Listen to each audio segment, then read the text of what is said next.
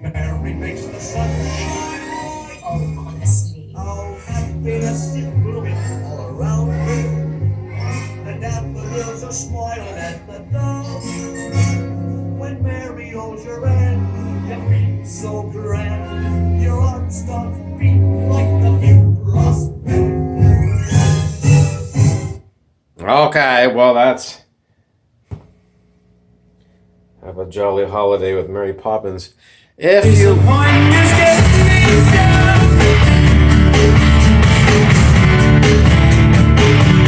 Okay, that was the Tragically Hip. Today's topic is the whispering winds of change. Now, I am going to tell you that is the title of a book, 1995, by Stuart Wilde. And in the book, Mr. Wilde talks about how we are going from being pretty much in the dark as to the way you can rule to waking up to the fact that we have been ruled and learning how to throw off the shackles of being ruled. He said part of the process was people would have to realize that they have dark within them. And, facing your inner dark is something Mr. Wilde always talked about. And dealing with your inner child is especially important because your inner child is the one that's holding on to everything it learned when it was young. So that's a play on words. Everything it knew when it was young. You might be thinking like youthful, but I'm saying young as in Jung, as in Carl Jung, as in the inner child, the shadow, archetypes, the animus and the anima.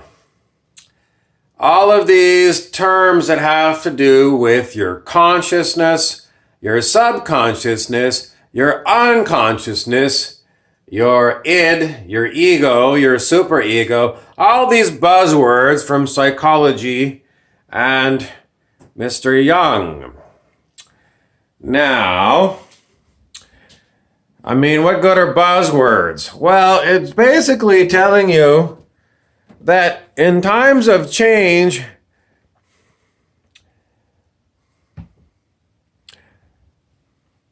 are you going to be on the right side of change, or are you going to be steamrolled by change because you didn't, first of all, recognize that change was coming, and secondly, realize that the people who are changing things are looking at you and going collectively like that. So today I saw a post it was about 80 to 100 names, and these were the people who either owned or ran the largest corporations on the planet that are polluters. How would you like it for your name to go around the internet and say, of the 80 villains on the planet, your name is among them? Would you feel good or would you feel bad? If you were a Joker kind of person, Joker from Batman, you would probably smile with glee and say, I made the list. And probably some of them, well, I don't know, they get such big salaries, they don't give a rat's ass.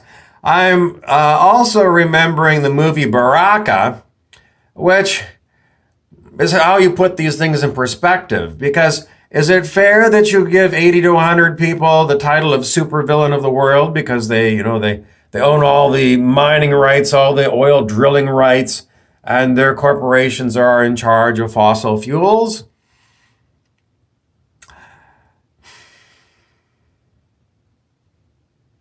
Well, With the movie Baraka, you come to see you cannot isolate these people. And it's people's darkness that points the finger. People's own internal darkness, their internal shadow, points the finger at these 80 to 100 people and said, "You're the supervillains of the world." But these are the same people.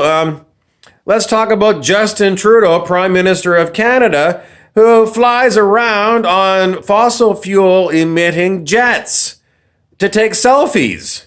And he's the first one to say, well, we're going to put the carbon tax up on this stuff so that the average Canadian's got to pay more for it. It's the shadow. It's the internal darkness. Blame someone else for it. But when you're in an interconnected world, well, the only way that you might not pollute is if you grew all of your own food on your own land. You didn't use any artificial fertilizer.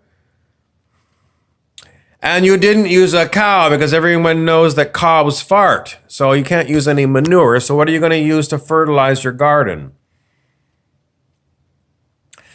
So it's a slippery slope when you start pointing the fingers at these people, because the simple fact is if you remove these companies tomorrow, everyone would starve, because you cannot just wean the world off of fossil fuels by snapping your fingers.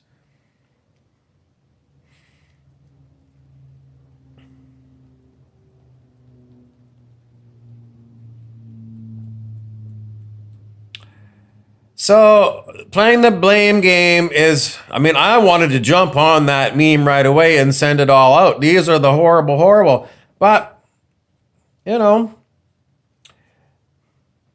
I saw a meme yesterday. It said that people at the bottom are ignored, people in the middle are abused, and people at top are hated. And, if you're all connected to all of these people, well, you're one of these ones. And, my character Tyler Maki likes to point the finger a lot at, the rich and wealthy and say, you're greedy. And, poor Tyler.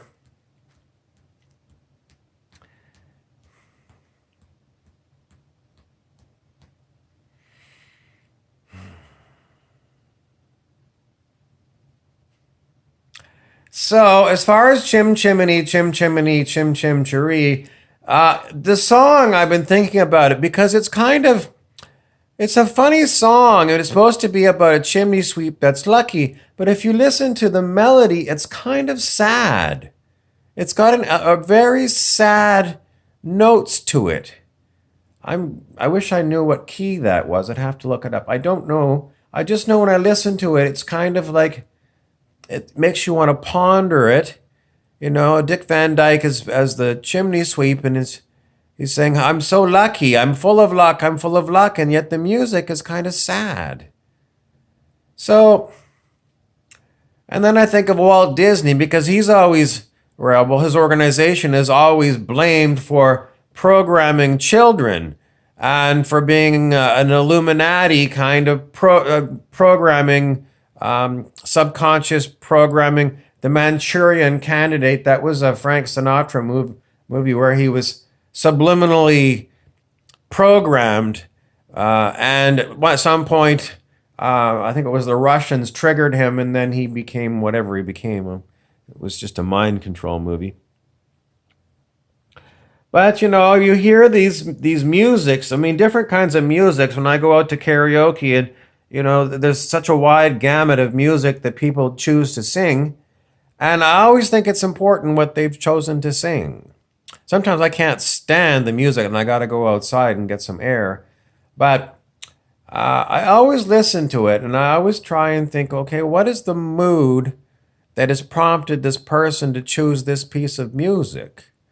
It's not like, I think it's in a live. The set list at a karaoke, or if you've got a live DJ, the set list is set.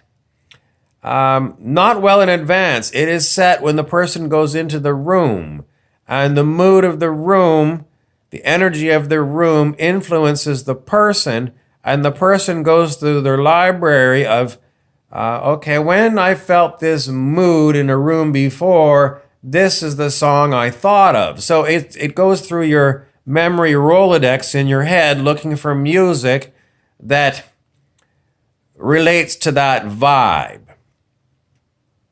Or if you can get ahead of the curve, you might have had a song that you didn't like, the previous singer you didn't like at all, and you wanted to change the energy of the room, so you pick something different. A week ago, when I was at karaoke, the karaoke DJ, after we did one round, everyone had a turn singing the songs. She went down the list of all the songs and she turned them into a story. So she took either the name of the artist or the name of the song and she said something about it and moved on to the next artist, next song. And she strung all the songs and all the artists together and made a story about it. Just ad lib like a rap. It was really cool. So as far as pointing your finger at these corporations like Tyler Maki does all the time, you can't turn them off. You can't get rid of them overnight. Because as I said, you will starve. There will be no place to go and get your groceries. You'll be stuck at home and they'll, etc., etc. So what are we looking at then to change this system? Or is the system fine and I'm just complaining too much? Well, my friend posted on his Facebook today an article about New York raising the minimum wage to $15 an hour, which caused a lot of business owners to cut staff, cut hours, raise prices. And then there was another heading that said, even at $5 an hour, a student or a retired person with a pension is just looking for something to do. And, it's a token, it's a token amount for them to do something but they just want to be busy. And then, they like to do the job for the sake of the job.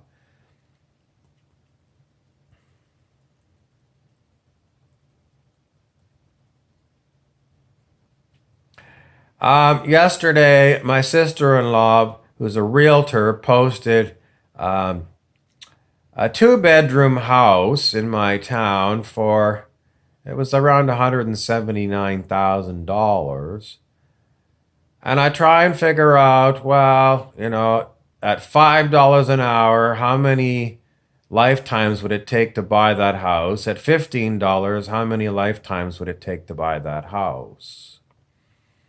And then she put in the comments, she said, you can buy it as an investment property, which means you're going to rent it out. And if you buy it at an inflated price, then you have to have an inflated rent. So the more this real estate game goes on of, people who want to be landlords, if the prices keep going up, and they do, then it's just going to impact the rental market. And it does. So people who are making minimum wage will never be able to buy that house, and they will never be able to rent that house either. But another one of those arguments about the $5 job, well, if you got 16 teenagers together making $5 an hour, they can put bunk beds in the living rooms and turn it into a flop house, and then they could afford the rent. And that's what they do in Whistler, British Columbia, when I lived there. They jam these little apartments full of bunk beds so that people can pay the rent. But, it's not much of a way to live if you're a human, to live like you're an ant. Anthill. So whose fault is this? Or what can be done about it? What's the good question? I need a good question to pierce this Gordian knot. It's a knot that can't be undone because the landlords want to have a steady stream of income They want what's known as passive income. And if you go to one of these millionaire mind seminars by T. Harv Eker, he will say you need a whole pile of streams of this kind of money. It's like money you get without you really doing too much work for it. Passive streams of income. If you get enough passive streams of income, you don't have to work. You can spend your time flitting around the globe, eating at fancy restaurants, and that's wonderful. Okay, so that's the millionaire mind. I've talked about all these ad nauseum. I think I'm way over 700 videos on my YouTube. And if you start watching them, you see I do have a common theme. The common theme is if you follow T. Harv Eker and you make wise investments, you can retire and live the good life. If you follow my character Tyler Maki or Trey Carstairs, they're at the bottom of the heap making minimum wage, and they're in such high anxiety because they can't afford to live in this world. So what is the karma of someone who buys these investments, these passive streams of income, like, income properties where you rent it out to people?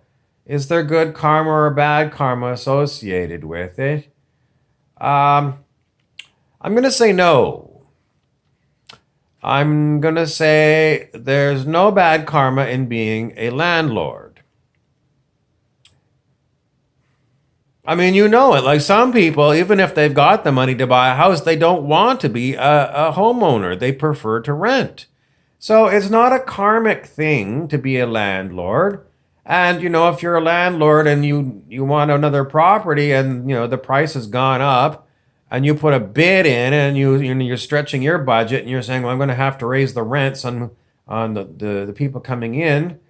But you go ahead with it, and lo and behold, when you rent it out, someone arrives with a whole pot of money and they have no problem paying what you're charging.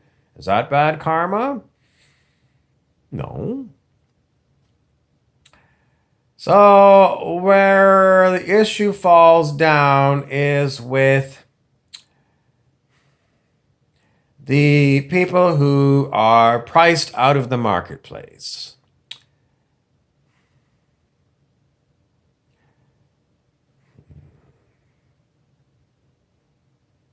Economics is a bitch.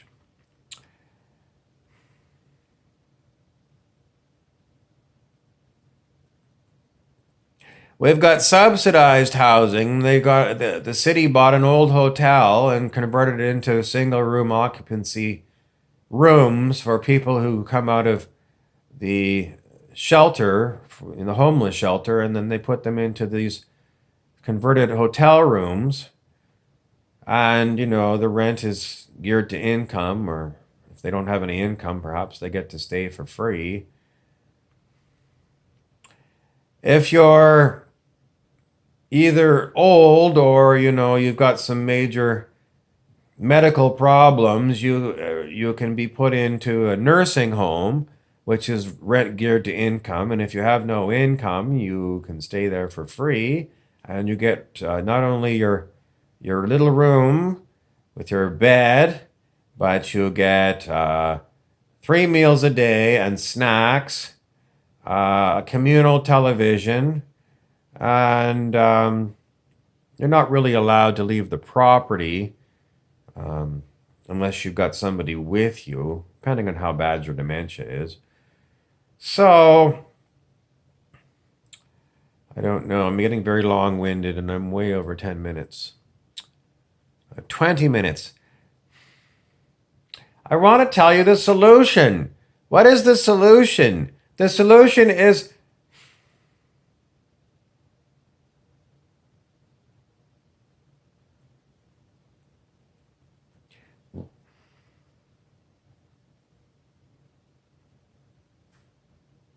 I'll have to get back to you. I'm meditating, and I've been meditating for a very long time to get a solution to solve all the problems of the world. And all I can do is fart. I'm Tyler Maki.